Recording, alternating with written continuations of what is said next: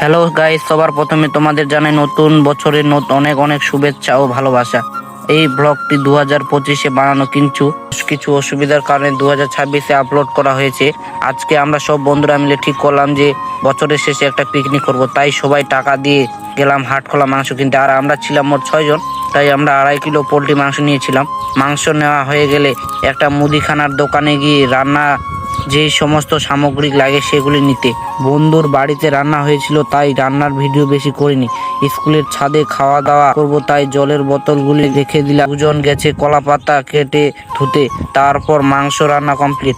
এখন আমি সার্ভ করব, বাকিটা রূপমের কাছে শোনো। এতক্ষণ তোমরা শুনলেই আমরা পিকনিক করছি, তাই এই বিষয়ে নতুন কিছু আর বলতে হবে না। বন্ধু এখন সার্ভ করবে, তাই আমি ফোনটা হাতে নিয়ে নিলাম। তোমাদেরকে আমি একটা কথা শোনাচ্ছি, তোমরা ভালো করে শোনো। নতুন বছর চলে আসলো বন্ধু, যদি আপনার কাছে কোনো ভুল করে থাকি তাহলে মন থেকে ক্ষমা করে দিও।